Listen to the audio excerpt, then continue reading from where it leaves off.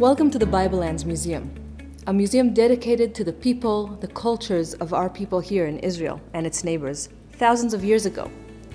We're here to learn about an idea that created a great change, a huge innovation, a real revolution. Would you like to know what it is? It's such a simple idea, you'd be surprised to find such a thing here at the museum. It's the brick. Yes, no joke, a building brick. This brick displayed here at the museum is made out of clay. I mean mud. This object was part of a revolution that still affects us until today, and that is the urbanization revolution, which means the change that created by people developing the first big cities in the world. We'll get back to that in a minute, but first think, what is so special about a brick? The brick is one relatively small but usable unit, which one can use to build huge, lasting buildings. In the past, people would build with whatever available material they could find from their surrounding area. In Mesopotamia, a large culture that lived in the area of Iraq today, there are two big rivers, the Euphrates and the Tigris. And from that area, they would find materials to build their homes. They would use reeds and mud that you can find plentiful of near the water.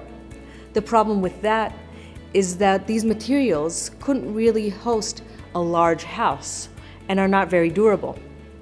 In other areas, like Egypt for example, where there were stone quarries, they would use stone to build with. Quarrying stone is a much more complicated and difficult technology, which is why the brick is such a revolutionary idea. The brick is simple to make, easy to carry, and is just like Legos, where you can build huge, stable, complicated structures with. It's a genius idea. The people of Mesopotamia used clay to make a nice rectangular brick. They would then bake it in the sun and use it to build their cities' large and important, magnificent buildings, such as walls, palaces, and temples. Now, getting back to our revolution, the first cities of the world.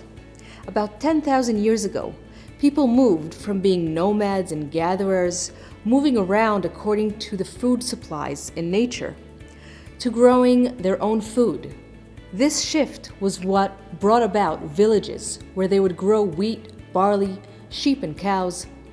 Agriculture and farming brought a surplus of food. Once people could stop worrying about their next meal, the population grew and grew to thousands of people in the village. In short, a city was born. The city attracted more and more people. The population grew even more, and the city needed more working hands to build the communal buildings, such as canals to bring water into the city, a wall to protect the people, temples and palaces.